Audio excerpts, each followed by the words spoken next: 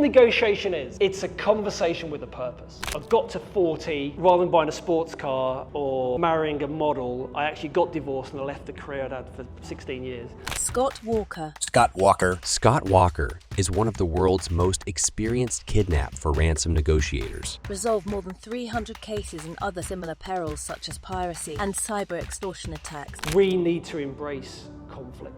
And again, same in business. People think conflict is a dirty word. I need to trust them every single negotiation you do in your life. If you can establish trust and credibility, you're halfway there. I saw my mission then as giving people a voice who didn't have a voice.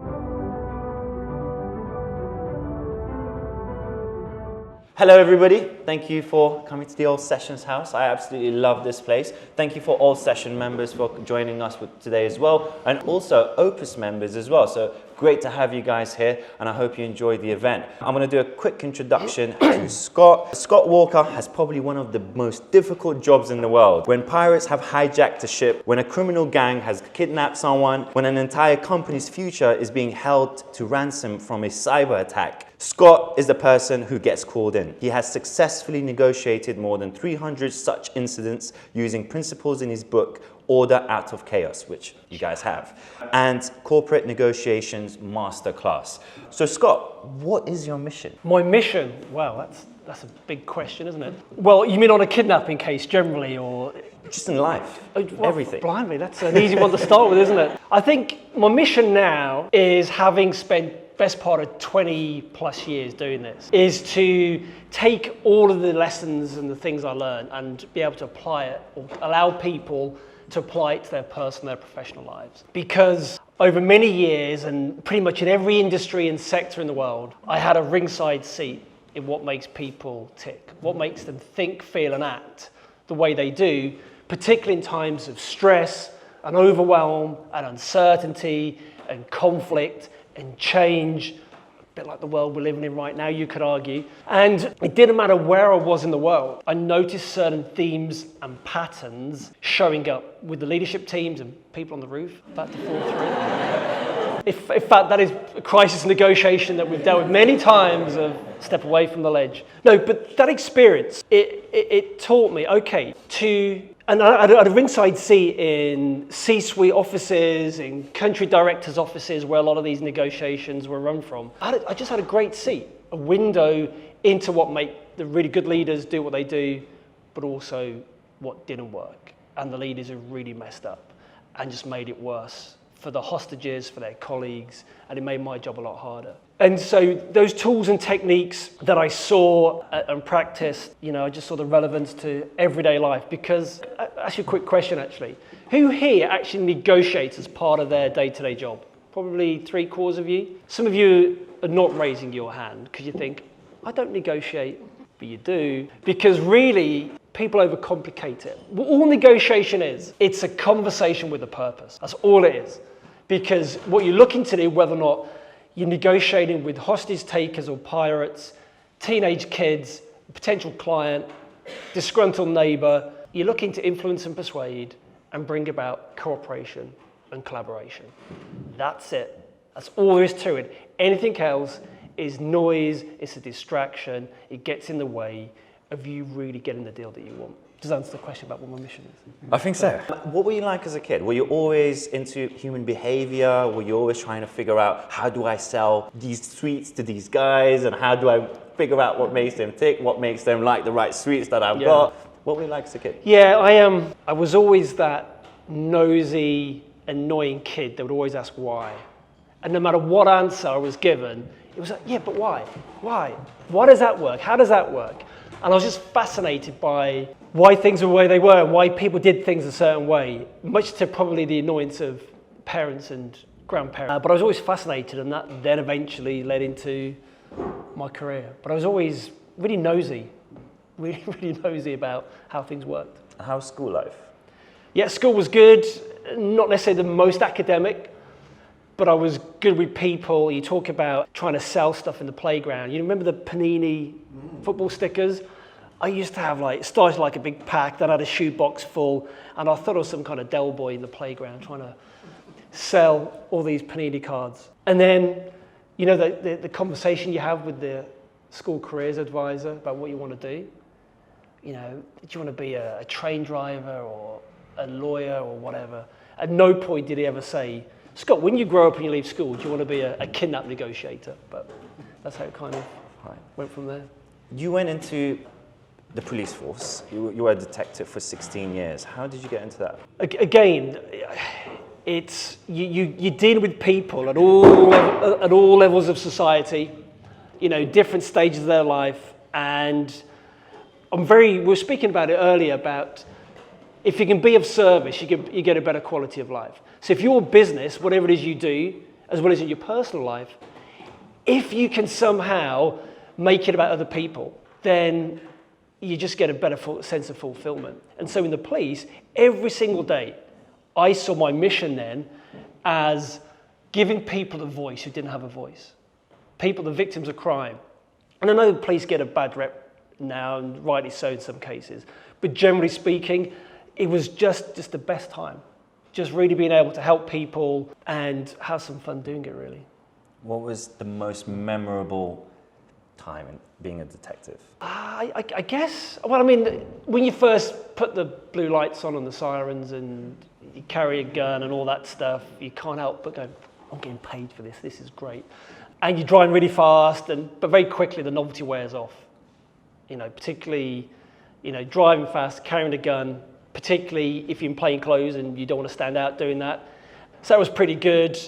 But actually getting the results, you know, you'd see a victim of domestic abuse, or somebody had been at a horrific robbery, or some old lady had her life savings stolen from her, and actually being able to get a result, putting the perpetrators behind bars for a long time, that was really satisfying.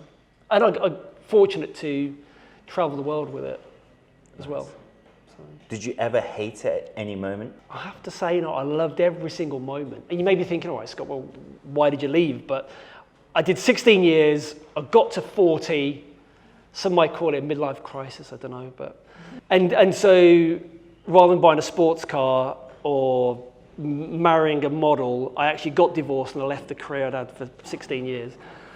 Because I thought I was young enough to get a second or third career. And I didn't want to be one of these old, bitter, cynical cops that just moan about everything. And I actually wanted, I loved it. I wanted to end on a high, and I'd done everything from homicide, murder, counterterrorism. I did all that, and kidnapping, and I just wanted to get on a high. So. Right. Moving from Scotland Yard to a negotiator, how did that happen? Because you're the first person I've met who's a kidnap hostage negotiator. And how does that job even come about? How did you start? It was advertised in the newspaper. No, it wasn't. No, it's not the sort of job that is advertised, in fairness. But in the police, I'd got promoted a couple of times at this point, and the only danger I was in was paper cuts and getting a sore backside and being sat at a desk all day. And then one day I went into the canteen and I bumped into a friend of mine who just spent 4 or 5 days negotiating the release of a kid from an Albanian gang that had kidnapped him for drug debt, gone wrong. And I was just transfixed. I thought, you know what? I want that. I want some of that. It's far more interesting than me signing off crime reports. And so he introduced me to the team at Scotland Yard that organised that and applied and got through. And then a few months later, get the first phone call at 2 o'clock in the morning, and it's always at 2 o'clock in the morning. You'd never get it at lunchtime on a Wednesday when you sat there thinking, I could do with a kidnap to happen now. It was like kids' birthday parties. I remember once, both my kids were having swimming lessons, and I'm literally at the side of the pool going, come on, get out the pool, come on, I've got to go. And dragging them, getting them dried and sending them home and jumping on a plane. But did you do any training at all? Or did you go straight in and learn on the job? Yeah, there's a bit of training. You get a couple of weeks worth of training, but it's like anything. You pick up a book or you do a course. Knowledge is not power, it's potential power. You know, it's actually only applying it. You can read all the books, do all the courses in the world, but you've actually got to get out there in the real world and test it. And consistency of application there. So that's where it's like the flying hours. You've just got to do it. What does the ideal negotiator look like? So when you first started, were you shadowing someone? Were you trying to figure out how they do things? Surely in that situation, you know, there's a lot of emotion that goes and just the feelings. What did you feel? I'll tell you my very first kidnapping. Again, 2 o'clock in the morning. I raced across London to a really tiny flat. And one of their young sons had been kidnapped, again by another drugs gang. Emotions are running high. There's a torture video that's been sent through to the parents. So understandably, they're going apoplectic, they're really upset. And I still haven't quite learned how to apply all the techniques and calmness and everything else. And I was getting really, really frustrated with the family because they just weren't listening.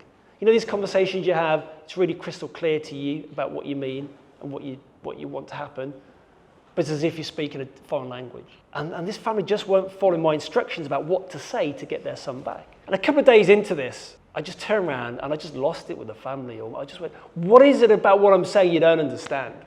What are you not getting about what I'm trying to do here? I'm trying to help you, and the least you could do is, and then there's a hand on my shoulder. And this was Steve, my very, very much more experienced colleague, just squeezed my shoulder slightly, and that was enough to interrupt my pattern. And then I just kind of took a step to the side, and I watched a masterclass in how to emotionally regulate, how to communicate, how to empathize, how to bring everybody's nervous system back into regulation, how to bring about cooperation and collaboration, establish trust, all this good stuff. And I'm sat there thinking, right, that's how you do it. So. And was there a mindset shift at that point? Yeah, that was, you know, you get those moments in business or in life where you think, right, that's it. That's the moment where the penny drops. You know, even though you've been faced with a similar situation time and time and time again, you just hit that threshold, or you hit that moment, or something happens, and it's like, well, it's a light bulb moment. I now need to either think, feel, or act differently in order to get a different result. So I remember it clear as day now. And that was my very first one. So it could have been the shortest career, but as it turned out, 20 odd years later. Fine. So. Could we jump into pirates? The ship's hijacked. Because when I see it on the movies, I get so excited. I'm like, oh, Liam Neeson and all of these guys. So how was that like? In terms of what, dealing with those guys, with the pirates, and actually just diffusing the situation, taking control. At the end of the day, you've got to realize kidnappers, pirates, they're just businessmen looking to get the best deal. Easy compared to some business negotiations I've been involved in. And I'll talk about a case in a moment, I think, that will answer that question. But ultimately, it's really easy for me to jump on a plane, fly out to West Africa or East Africa or somewhere, and be really judgmental around, how can you do this? Just let the people go. It's really wrong what you're doing. But their upbringing, their life, their circumstances is completely different. So the last thing I could do was bring lots of judgment.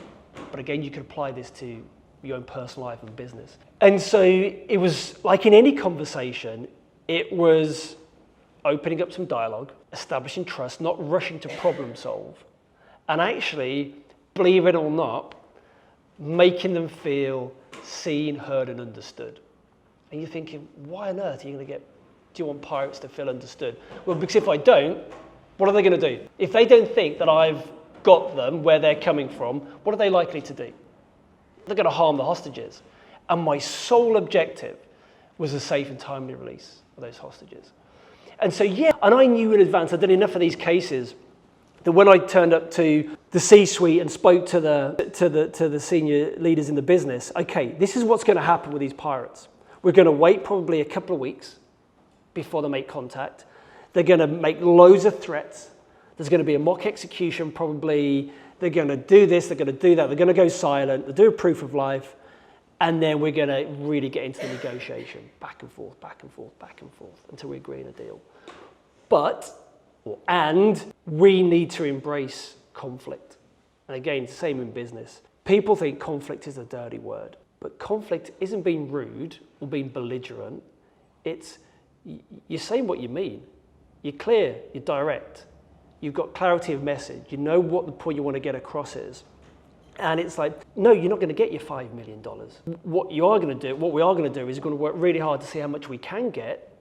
But in the meantime, the hostages are your responsibility. You're pushing back. We need to manage expectations early on. And we call it the conflict call. So the pirates would phone up, and they don't sound like Johnny Depp. So I'm usually using an interpreter because of the language challenge, and they'll make the demand. And straight away, I have to go, right, you're not going to get that money, but I need to have that conflict early on to manage their expectations. So our initial offer could be, from a $5 million demand, could be $75,000, and they're going to hit the roof. They're going to go crazy, and they're going to pretend to kill the hostage. They're going to do all of that stuff. But I know full well, just like in business, you've got to understand where your opening offers are and how you're going to process through that negotiation as well. Fine. So when you say 75,000 from 5 million, that's a big drop. How then do you expect, then what happens then? Do you look back into the team and strategize, or do you go up? So my role is I'm an advisor. Okay, so I jump on a plane, I go and sit in the boardroom or in a room off there normally, or in the family kitchen, or in the embassy, and my job is to give options. Okay, this is a strategy, this is a negotiation strategy or crisis communication strategy. In my experience, these are your options. Pros and cons, recommendation. You're the big cheese, you need to make the decisions. I'm here as an advisor. And so we do that, and then we know what we're willing and able to pay, and it's real cash, hard dollars in a bag somewhere that needs to be transported, not Bitcoin or anything like that. And so we need to start that. We need to manage the crisis comms. But with the kidnappers, we need to start and manage their expectations. And then what do you think is the number one thing, the thread that enables us to bring them right down from 5 million down to maybe a few 100,000? It's a question. What do you think is the one thing? Speed. So speed. Actually, we want to slow everything. Counterintuitively, we want to slow down, because if we rush too quickly, what kind of message might that send? We can get more. This is easy. We want to make them work for it. What was the other suggestion here? Between life and death. Yeah, and the thing that is a thread through every negotiation I've been involved in, kidnapping, kids, business, is trust. It takes time to build trust. I need to trust them. If I'm going to hand over $250,000 in a bag by the side of the road or in a jungle somewhere, they're going to release the hostages when they say they're going to release them unharmed. But equally, they need to trust me that I'm not looking to track the money, ambush them, kill them, rip them off, fake money. So that trust, it takes time to build, but it's the golden thread through every single negotiation you do in your life. If you can establish trust and credibility, you're halfway there. And that's why in a kidnapping, there's a 93% chance of success of the hostages come back. 93, not 100, but 93% chance of success, because we take the time to establish trust. And that's how it works out. Fine. Why pay them at all? How are we going to get them back? How are we going to get the hostages back? I've seen it in the movies. Okay, if somebody gets taken here, kidnapped here in London, police, hostage rescue all day long. All right, and sometimes it needs to be with terrorist groups, I get that. But the worst thing I could ever hear on a case was we'd have our morning meeting and we work out what we're going to say on the call that day. And someone says, do you know what? Should we have a look at a hostage rescue? I'm like, no, we don't want to do that, because usually somebody from the rescue team, the hostages or the hostage takers will get killed. And so it's too risky. It does work, but it's really risky. And so we have to treat it like a business transaction. That's what the kidnappers are. They're looking after the product, which is a human being, unfortunately, but it's a commodity to them. They want the right price. And we constantly emphasize to them about how they've got to look after them, because we're not going to pay for damaged goods. So this is why, from the outset, we're just pushing them and nudging them to build that trust, to follow through what they say they're going to follow through with consistently. So then it's a bit like in business, I guess. You know those potential clients who reach out and you think, or make contact with you, or say, I'm going to make this offer, but they don't actually follow through. Usually, if you look back with hindsight, you could see the red flags. Not in every case, but there haven't been enough test closes. There hasn't been enough proof of life, is what we'd call it, to make sure that they're genuine. So. Right. How much does the operation cost? I can imagine it costing a lot just to actually just go there get yourself there, right? So in terms of what they want and the cost, this is a big operation. So how do you guys handle that from your side? Okay, the family or the company have to stump up the cash. I'm not going to go to HSBC and take a suitcase full of cash. A lot of this through insurance. So people take out insurance policies, but it's reimbursable. So the insurance company won't stump up 5 million. And some people say, okay, Scott, well, if you're being paid by the insurance company, isn't it in your interest to try and get it lower as possible? And I can see why people would say that, but actually what we want to do is we want to get as low as possible because we want the kidnappers to think they've squeezed every last drop of money out. We call it squeezing the orange. That's the tactic. So we want to think there's no metaphorical or literal money left on the table, just like in your businesses and what have you. But yeah, the costs do add up because you've got to pay people. You've got to pay the poor courier who I'm going to give a bag to, and he's got to go 16-hour journey through the middle of nowhere to drop it off. And there's a big risk for him. He could potentially get taken as well as another hostage. Yeah. So. Do they ever run away with the money? No. Because again, you take the time to establish the relationship and the trust, but it's like, you can run, but you can't hide. Right. We have a certain skill set that, no. Awesome. Okay, cool. And your book, Order Out of Chaos, you go through techniques on becoming a good negotiator and also in business. Could you go through some of those techniques or your favorite one? Okay, Brian, there's a lot. There's 300 pages of them. Okay, I'll sum up the approach to any of the techniques, okay, that I've learned. There's 3 things, and I've seen this in the business world as well as in the kidnapping side, is the most successful teams and the business leaders were firstly the ones who took the initiative and a calculated risk. There were no guarantees that the hostages were going to come back. But just like in business, there's no guarantees the deal's going to go through or somebody's going to follow up with what they promise.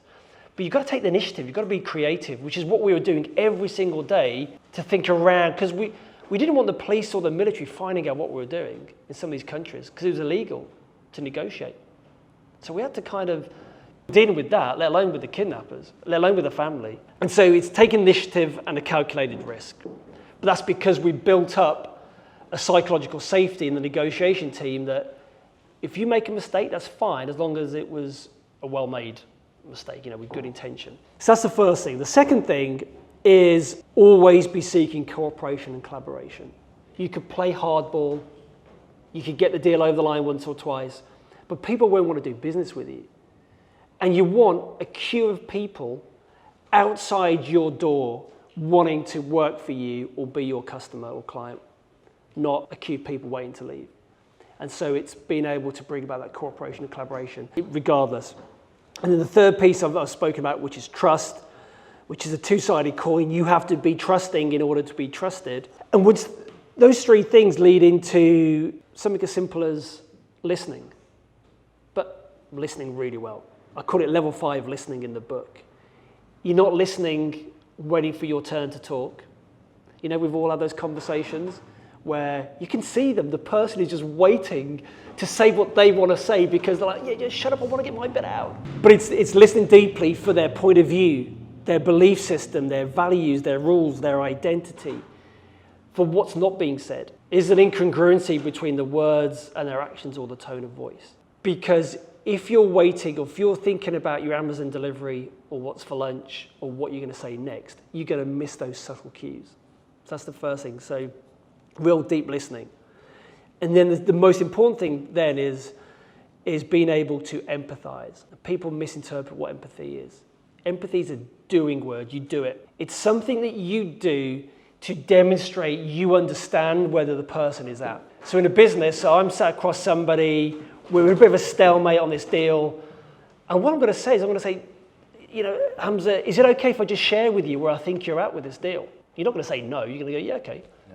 And I go, it seems like to me that you think we're dragging this out because it's going to mean more money for us. But actually, I can sense for you, getting this project over the line by this date is really important. So I've taken the time to empathize about what's going on for him. That's all I'm doing. And that is particularly powerful if we disagree. I may think, you know what, Hamza, you're just being a bit difficult here. You know, this is a great deal, the timeline's good, you're just being a pain. But I'm not going to say that necessarily. I can get to that bit, I can have that difficult conversation, but first, he needs to think, Scott gets me. He absolutely understands my model of the world. And so the listening and the empathy are like the most important things. And the final thing, the final technique, the number one skill of all the world's best negotiators is emotional self-regulation. That's not a robot. It's not walking through life not feeling anything. It's the exact opposite. Is you be pissed off and frustrated, you be disappointed, you be angry, you be sad, you be happy, whatever it is, but you don't dwell in the pity party. You don't languish in the river of emotion. You get yourself out and you go, that's interesting. What's all that about? What did I miss? What were the opportunities? What don't I know yet? You know, so yeah, they're just a couple of things that may help. Thank you for that. The emotional side, do you do much cold plunging? This is something, we're in a space at the moment, in a timeline where the world is more moving towards cold plunging, dietary changes to get to that point of recognition on what's going on. So is there any techniques that then we can recognize that we're going through that and then we can come out of it? Okay, right, yeah. Yeah, I do cold plunge. I've got my teenage boy, he's 15. Not only is he into the cold plunge, he gets in it, see how well trained he is. He actually sits there with his copy of the Daily Stoic and he reads the Daily Stoic in the cold plunge, but there you go. That's him. I'm taught him how to do that. But I think we were talking about earlier, it's about expanding the threshold of control. It's being comfortable, being uncomfortable. So it's seeking out those worthy opponents. It's having the conversation that you know you're meant to be having, you know, that conversation that you keep putting off. It's have it. It's be uncomfortable. It's embracing that. It's stepping towards it, as opposed to always be on the back foot, being overwhelmed by those emotions. And there's a good technique as well, which I've just remembered in relation to that. It's called the immediate action drill. It's in the book, 3-step process. And I came across this just by default through experience. First step is interrupt the pattern. And this is what Steve, my colleague, you know, that first case, he squeezed my shoulder, just interrupted the pattern. So that could be you're sat there spiraling into your web of doom about the world's against you or some self-negative talk. Just stand up and go outside, go for a walk, put some cold water on your face, whatever it is for you. So you've got to interrupt the pattern. The second step of the drill is ride the wave. Ride the wave as if you're a surfer. Because for about 90 seconds after that trigger, that stimulus, you've got cortisol and adrenaline pumping through your body. You can't do anything about it. That's that fight or flight sympathetic nervous system. But that's about 90 seconds, 2 minutes. If you're still raging, those 90 seconds, 2 minutes, that's usually the period of time, and I can't be the only one in this room who's ever done this, who when you've said or done something you later regret, it's usually in those first few minutes after something that just really gets you going. So you're riding the wave, i.e. you feel the feeling, but you drop the story. Don't run away from it. Forward leaning, step into it, feel like, okay, do you know what? There's a pain in my neck or there's churning in my stomach. Every time I have a conversation with this client, I get this agginess, this feeling. Okay, rather than dwelling on it or languishing or stacking it, just feel it. Just feel the feeling and drop the story as to why you're feeling it. And then gradually that dissipates and the nervous system balances out. And then you get to the place for the third step, which is ask better questions. So what was all that about? Why am I always reacting? What's happening to me? Why is that always why am I always reacting the same way when I speak to that client? Get curious. What am I missing? What else don't I know?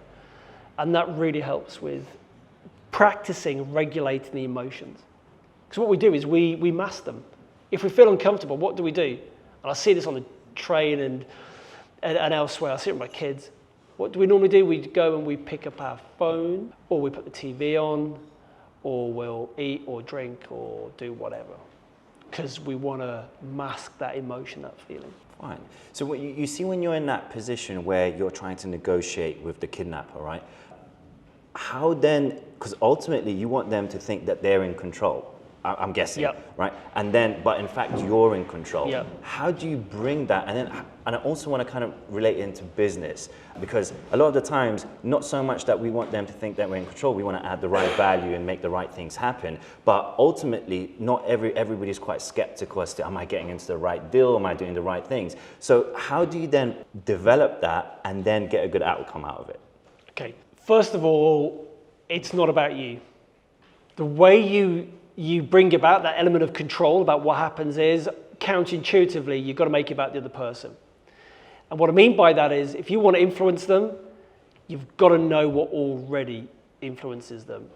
And you're not going to do that if you're not listening properly, if you're not empathizing, if you're not asking better questions, if you're not bringing a beginner's mind to the dialogue, to the conversation, to the negotiation. And very quickly, if I'm going to speak to you for 20 minutes, say, I could probably pick up your model of the world, how you interpret the world around you, how you make decisions, why you wear the clothes you do, why you eat the food you do, very quickly, because I'm listening for certain cues, certain words. And we all do. We all share this almost subconsciously. And so once you've done that, you're looking to satisfy their needs rather than their wants. Because, you know, it's like in the movies. I want $10 million and a fully fueled plane out of the country. No, you don't, mate. You ain't going to get that. You're not going to get a plane and $10 million. What you want to feel as if you're in control. You want a safe face. You want your ego massaging, and you want to feel like you're in control. Okay, so how can I engineer that so you're going to make a decision? Let's take small kids. Do you want to wear the red jumper or the blue jumper? Either way, you're going to wear a jumper, as opposed to put your jumper on. No, I don't want to wear a jumper. And in business, it's like the way you frame something as to you're going to be happy with, you know what the answer is going to be before they've even come out with it. But you can't do that. You can't frame your language until you've taken the time to really understand what motivates that person. Are they significance driven? You can tell by the clothes people wear, or what they say, or how their email signature block, quite quickly, or their LinkedIn or social media profile, what they're about. And you've just got to play, you've got to feed that need. Remember, it's not about you, you've got to feed their ego, in that sense. Through the right questions. Yeah. Awesome. Okay, fine. If you could give 3 points, because we have a lot of new entrepreneurs, people who's doing really well, and some of our ambassadors here as well. What 3 things from people just starting up, what do they need to have as negotiation skills to thrive in business? Yeah, remember that calculated risk and taking the initiative? It's constantly being comfortable with taking the next step. Like, I never knew we're going to get the hostages back. I hope we did, but I had to take the risk, I had to take the initiative, I had to make bold decisions. And then, I'll tell a story in a minute where if it could go wrong, it did go wrong. And it's like, okay, well, that didn't quite work out as we wanted to. That's interesting. We're about to go bankrupt, or that deal's fallen through. All right.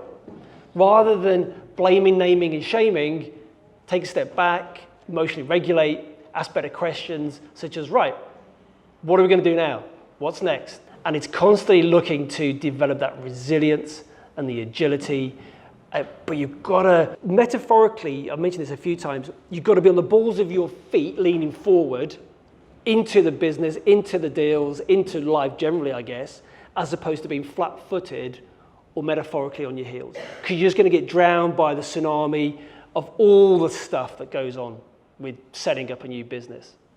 So it's just grip it and go full steam ahead. Yeah, because you're going to make mistakes, but you make the mistakes quicker rather than, which is why that conflict call. I could wait a month to have that call with the kidnappers where I'm going to say, sorry, you're not going to get that money.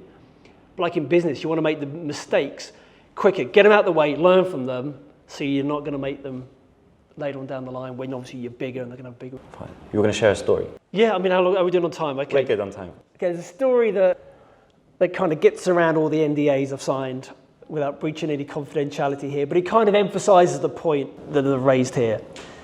So a few years ago, there's a piracy. 6 people have been taken from a ship off the Gulf of Guinea that have been taken into the Niger Delta. I get a phone call from the company. I'm sat in the embassy compound, windowless room, sweating, the smell in there is just awful because of the whatever. And there's a mobile phone on the table, an old Nokia mobile phone.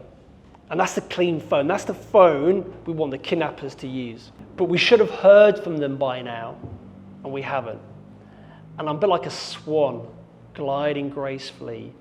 A few days before, I briefed the ambassador, I briefed the C-suite, I briefed the family. This is how it's going to work out. Trust me, I'm a negotiator. This is the strategy, in my opinion, we should follow. But nothing's happening. And then so I stand up, I go and pour myself a coffee, and then in walks this guy, I'll call him John, Mr. John, mountain of a guy, and I'm using Mr. John as the communicator to speak to the kidnappers because of the language.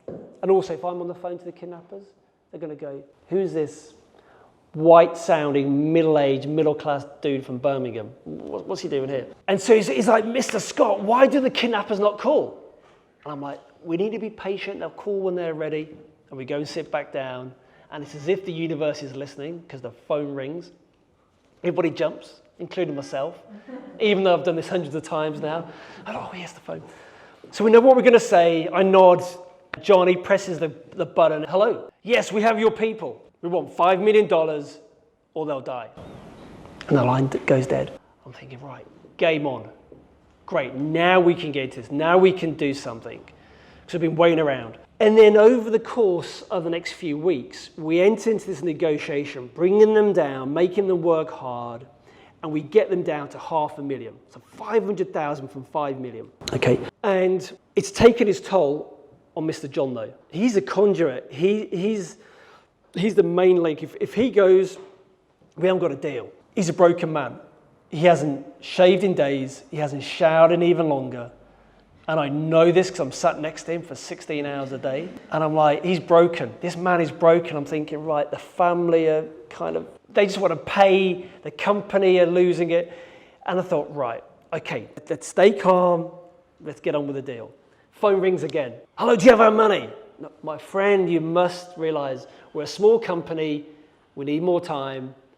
And please, look after my friends. They're your responsibility. And then this booming voice out the phone goes, no, they're yours. The money by Friday or we'll kill them all. And the line goes dead. And then you can hear a pin drop. And then that is until John's fist comes smashing down onto the table. And I think, right, that's going to come my way in a second. And he stands up. I'm thinking, this is not good. You don't want to get punched by a client. It's not a good look. But then he storms out. So I need to take the initiative now at a calculated risk. I'm thinking, right, I've spent time establishing trust and collaborating with the kidnappers. They can wait. They're easy. They're the easy people to deal with despite all their bluff. I now need to manage the crisis within the crisis. And I actually spend on a case probably 80% of my time managing my own side. The egos, the internal politics, the competing demands, the siloed thinking, just like maybe in your organizations where clients and customers are easy, but it's all the issues in-house that generally take up most of your time. So I'm thinking, right, they can wait. My focus is Mr. John. So the next 24, 36 hours, I just bring out the playbook of empathizing and validating. I'm just full on to the point where he feels seen, heard, and understood. He can trust me. He comes back in the next day, suited, booted, and showered, thankfully, sits down, the phone rings. It's kidnappers. Because he's in a good place, we get a deal for $300,000. Great. Everybody's whooping and hollering and shouting like, whoa, we're not out of it yet. Agreement is not the same as release. Just like in business, just because somebody says yes, until the money's in the bank and the product or service has been delivered, you ain't got a deal. But in our deal, we need to get $300,000 across the border into another country, out to the kidnappers in the jungle without anything going wrong. Easier said than done, right? And so I managed to find a courier, some poor soul who's going to take a few thousand in payment to drop the money off. But he's supposed to call in every 4 hours to make sure he's on track. Meanwhile, the kidnappers are going to check in as well to make sure that we're not ripping them off. So 4 hours go by, I don't hear anything from the courier. 8 hours goes by. You can see where this is going, can't you? 12 hours, nothing. Meanwhile, the kidnappers are just losing it. They think we're trying to rip them off, that we're trying to ambush them. 13, 14 hours in, I get a call. The courier's been interdicted by the local police who got whiff of what was happening and are refusing to let him go. But because my team was bigger than his team, we ended up flying somebody down who was more important than the chief of police, who agreed to release the courier and the money, most of the money, local taxes and facilitation fees. We said, great. Okay, Mr. Courier, sorry you've had to go through that, but can you just hurry up because we need to go and pay the money and get all the lovely people back. He wants nothing more to do with it and legs it with his cut. So I'm thinking, right, it's a bad day in the office. It's like if it could go wrong, it's supply chain issues really. And so I managed to find a second courier who gets the money, hires a boat, has to go out to a waypoint at sea, and this is the only time in all of the cases where it's happened like in the movies. Kidnappers come out on another boat with the hostages, they count the money, hand the hostages back. And if you think that your company has got good customer service, you've got nothing on these guys. Because they turned around and said, here's a clean mobile phone, and we're going to escort you to safety. And if you get into any further trouble whilst you're here, we'll come and rescue you free of charge. Wow, that's good customer service. So we get them back, we do the debrief, and everybody comes out of it in one piece. And actually, the hostages are in pretty good condition as a result. Awesome. Thank you for sharing that with us. That's awesome. If you were to, what does the next few years look like for you? Okay, I'm obviously doing less and less of the kidnap stuff now. So really, I'm going to companies and delivering negotiation workshops. So it's like a half-day, fully immersive experience where I kind of take FBI and the Scotland Yard course, condense it into 3 hours with lots of immersion, interaction, and about how it can be applied to business. Book 2 has been submitted, so that's coming out in the spring next year. And yeah, lots of keynote talks, various conferences around the world as well. So awesome. I just feel really privileged to, you've got to make your own luck, I get that, but I feel privileged to have experienced this, and now I can kind of share that, because if one person's personal, professional life can improve as a result of applying some of these things, then it's been well worth it. Absolutely, absolutely. Thank you so much. I want to open it to the audience for questions. Let's go for the birthday girl. That's Marta. Thank you, Scott. A quick question here. I was quite surprised when you mentioned that, somewhere along the line it took some weeks before you received the call. Yep. So what's the realistic timeline between the moment you have a hostage situation to reaching your jail? Because when we watch movies, and get code, all blacklist, etc. It really looks like it's all happening within 24 hours. Depends where it is in the world. Latin America, the whole thing will be done in hours or a couple of days. Whereas almost further east you go, the longer it takes. So it could be a few weeks or a few months in West and East Africa and the Middle East. You go out to Asia Pacific, and it could be, months and months. It's just a style of doing business. But I think it also depends on how you communicate. Depends on what the other side are going to do. There's one case where it was a brother of the hostage. It always seems to be the brother. Again, he lost his rag he lost his cool with the kidnappers and threatened to hunt the kidnappers down and kill them, which is not a good thing to do. You don't want to speak to them like that. And they just went, okay, we're going to kill your brother. And they went silent for 6 months. And so you can imagine the conversations around the dinner table there. But they came back, re-engaged contact. And when the brother came out, because the hostage, he was the head of the family, and he knew what was going on because he was privy, he could hear the calls going on. And I think he almost sacked his brother from the family company for how he'd handled that. So, yeah. Hey, so, thanks for joining us today. I really agree on the idea of invite conflict and keep making decisions and figure out the results along the way. It makes humans almost predictable. But how much leeway do you keep for the human factor, for the what if a human acts in a different way from your current patterns? Because it can happen, It can happen, but if you can notice themes and patterns in human behavior, just as you can in client behavior in business as well, you can try and stack it in your favor. You can go, well, actually, when we're faced with this kind of scenario, this is how most people will react. You've got to be prepared for the complete opposite of that happening, but you can't factor in every eventuality. But you can develop the agility and the flexibility in the moment to go, right, this is not working out as we anticipated here, like in that case I just gave there, but in business you could do that. Okay, But again, forward-leaning, taking initiative, calculated risk, what's our next step, where are we heading, what we're looking to achieve here, being completely focused on the outcome and the task at hand. And yes, you've got to bring people with you as a business owner, as an entrepreneur, but it's just keep moving forward. Because you're on a treadmill. What happens if you stand still on a treadmill that's moving? You just go flying off the back, don't you? And it's the same in life and business. You just got to constantly be moving forward and just make the decisions and develop that resilience. So just rinse and repeat and keep making the calculated risks.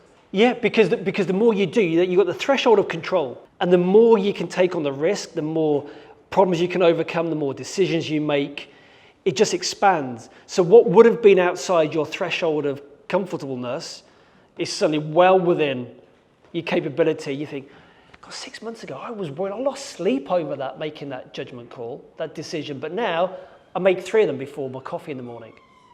And so it's just constantly exposing yourself. And like everything in the book and everything I've talked about tonight, it's muscle memory.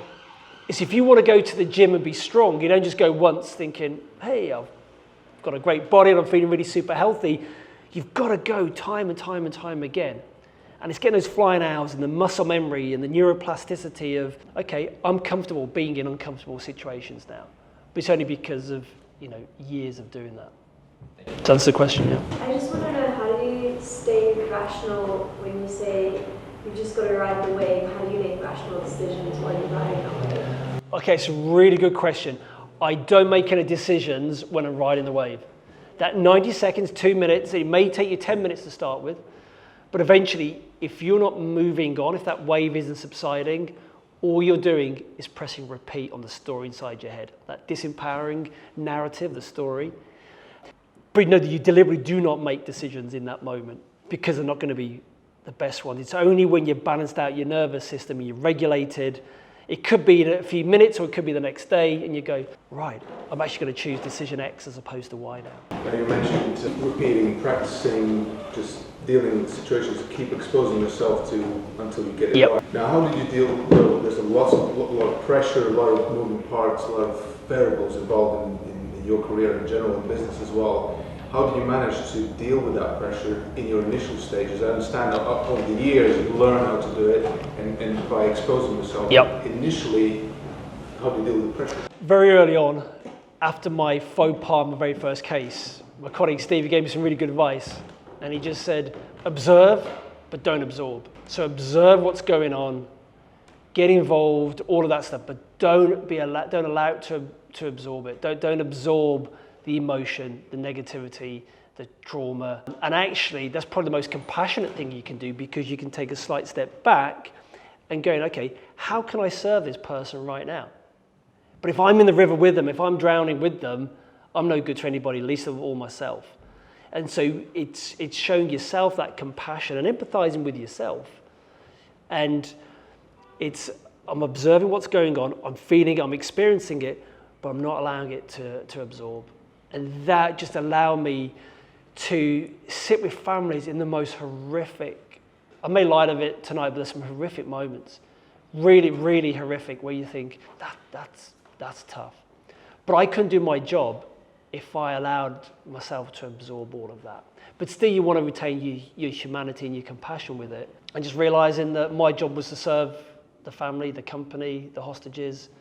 And you find a different sense of energy and willpower, as opposed to it's all about me, which only takes you so far. Thanks so much, Scott. Really fascinating session. The question is more around like a real life scenario with the Israeli hostage situation at the moment. I wonder if you have any kind of commentary on being apolitical, but just like what practices have you seen, and maybe give us a little bit of an insight of the complexities of the different stakeholders. Sure. Okay. I've been asked similar questions because when all that happened from October last year, I did all the rounds on CNN and Sky and the BBC, and actually that's quite a tame question that I've been asked about it compared to some. Look, from a negotiation perspective, certainly at the time, you had hundreds of hostages being held by different groups. It wasn't all one harmonious, well-organized structure, by multiple groups, being moved around, with no one really being able to coordinate the negotiation. And all this was taking place in an active war zone, under the glare of the world's media, and with multiple organizations and countries all fighting a proxy war. So as far as a negotiation perspective goes, it doesn't get any harder than that. However, what we've seen is where trust, like the Qataris, for example, they've established trust with all sides. So they were able to broker and have those conversations that the main parties involved couldn't. So the same principles apply. It's, are you going to be able to communicate, have a dialogue without loaded judgment and accusation and blame? And in that part of the world, that's really difficult to do. But this is why you get other people involved who can have the conversation without it being a really loaded one and without it becoming a blame game. As much as Qatar is a neutral country. You know. So one of the questions that I was asked previously on that was, how do you resolve the Middle East crisis? And I had 17 seconds at the end of the interview. I'm like, that's for somebody far more brainier than me. Hello? I'm today really fascinating. So I have two questions, if that's okay. The first one, what's the specific profile of the people being kidnapped? Is this just at the wrong place at the wrong time, or is it certain people being targeted from your experience?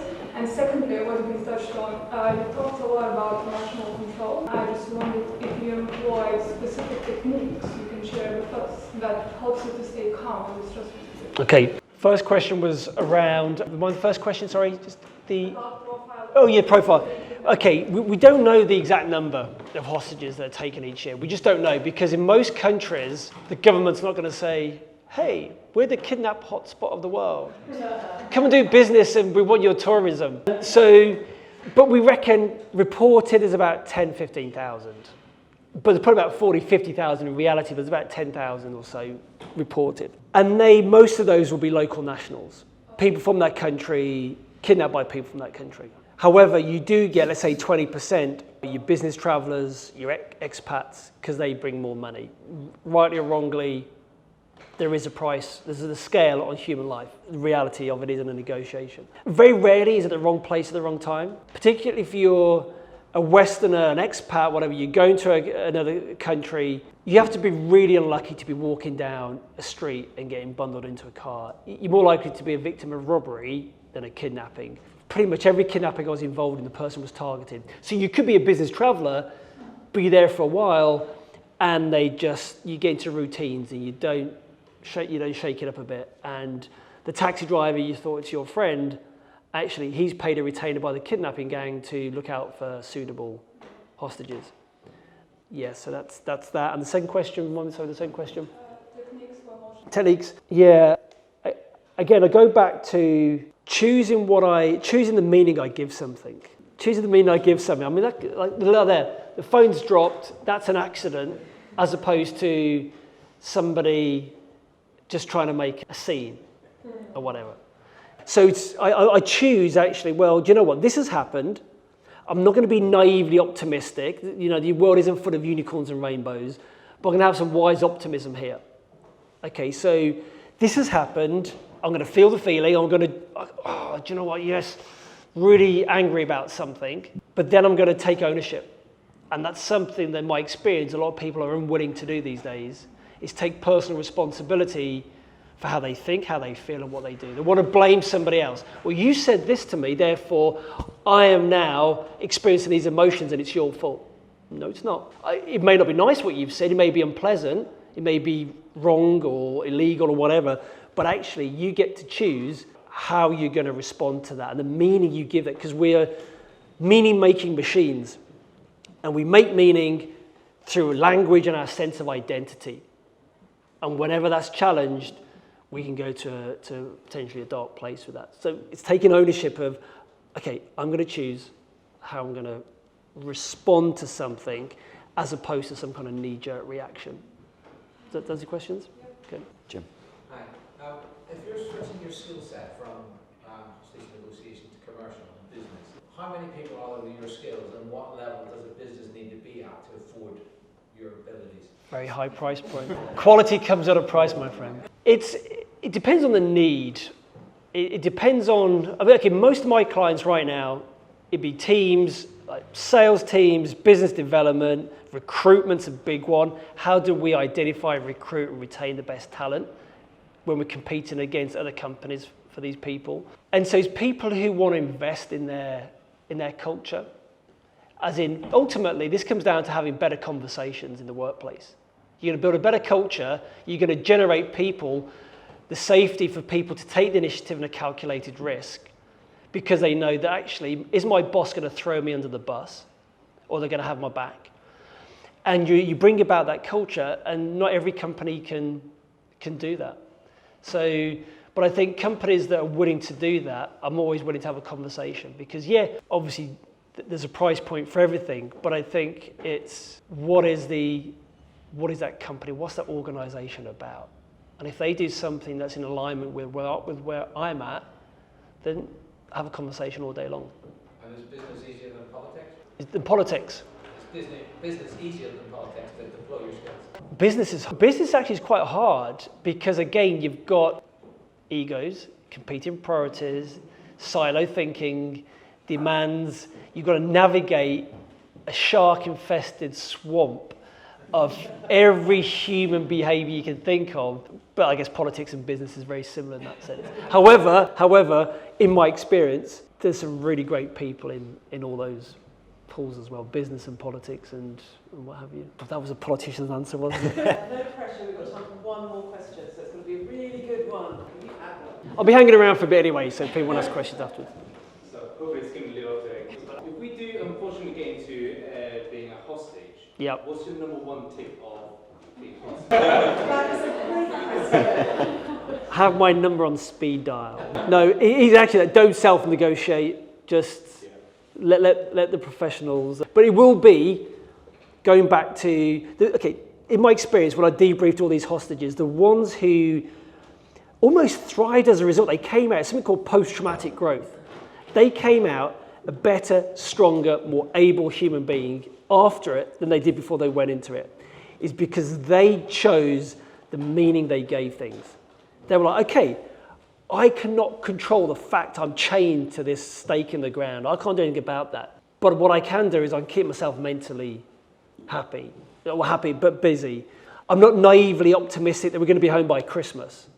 But I know at some point the chances are we're going to get released. So I need to keep myself mentally strong, emotionally well, and think, this will make a great book one day. But yeah, you just got to control the controllables. Thank you so much. Round of applause. Awesome. Thank you.